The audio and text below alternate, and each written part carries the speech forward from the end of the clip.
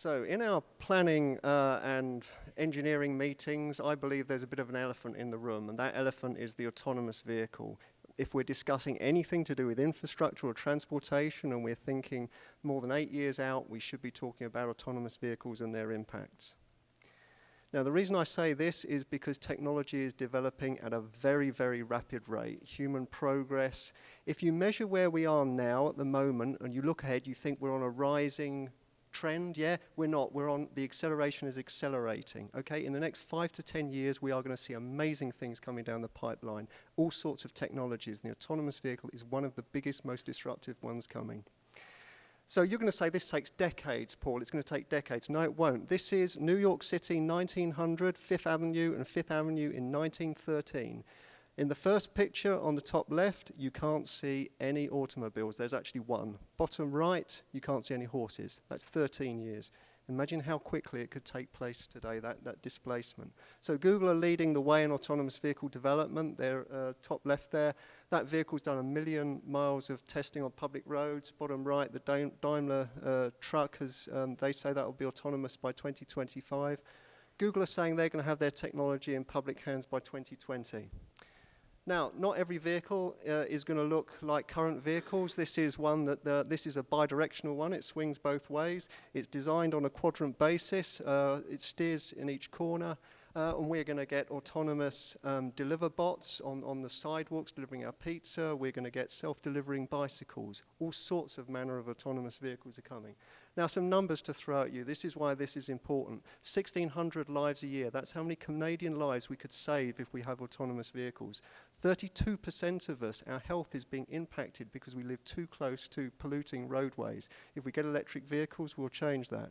$65 billion a year is what autonomous vehicles will save Canada when they're introduced. And it's going to change how and where we live and work. It's going to transform society. So just like the modern automobile changed this street scene from about 150 years ago, so the autonomous vehicle is going to change how we do things, how we deliver things. So imagine you're a dentist.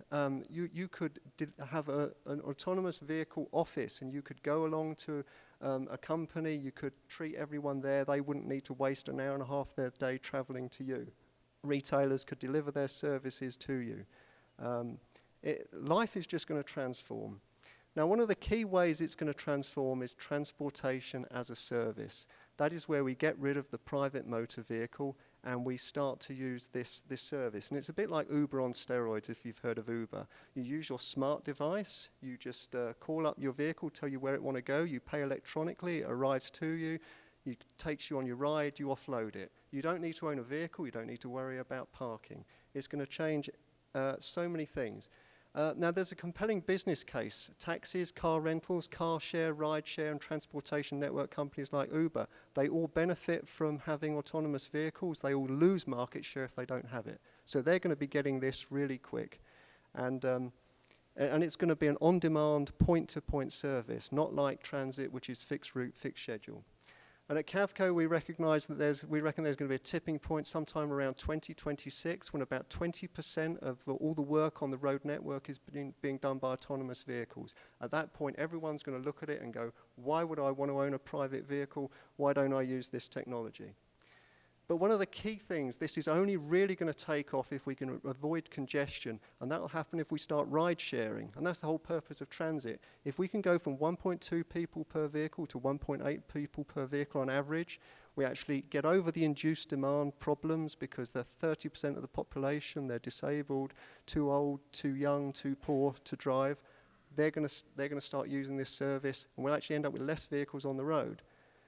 But we're not planning for this, not in any of our plans anywhere. So, for instance, the downtown regional area DARP project, parking is the biggest issue. But I'm telling you, in 8 years' time, it's not going to be the biggest issue.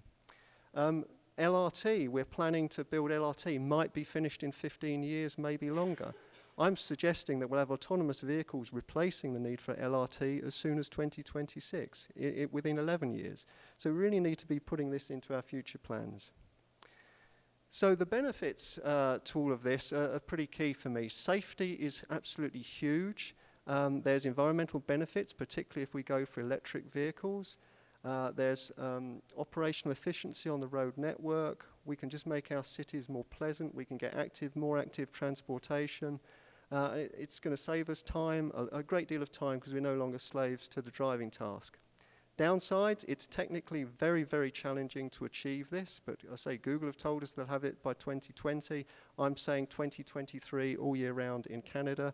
Job displacement's going to be a huge problem, and if we've got this on-demand point-to-point service, then I'm really worried about obesity, because we don't walk enough as it is, and this is going to be so convenient. So I'm saying that we should start planning now, get prepared for this. We should be discussing this in our meetings. We should be thinking about the impacts on our life, because this is like the physical internet, okay? It's going to be that profound. It's going to change how and where we live and work, how we do things. And I basically say this technology is like a freight train. If we're ready, great, and if we're not tough, it's coming anyway. And we really got to get to grips with that. The technological change is exponential. The acceleration is accelerating. We will achieve more in the next 8 years than we have done in the last 40 years. And so, and it's not just autonomous vehicles. I want you to realize this is from the DARPA challenge. This is a robot driving a car. And in 5 years' time, we're going to have robots doing work autonomously outside of factories. So we need to be scanning the horizon, looking for change, trying to understand it. And autonomous vehicles are going to be a huge part of that. So maybe it's not an elephant in the room, maybe it's an 800-pound gorilla, I don't know. But I do know that change is coming, and we really do need to be prepared for it. And I'll finish early. Thank you.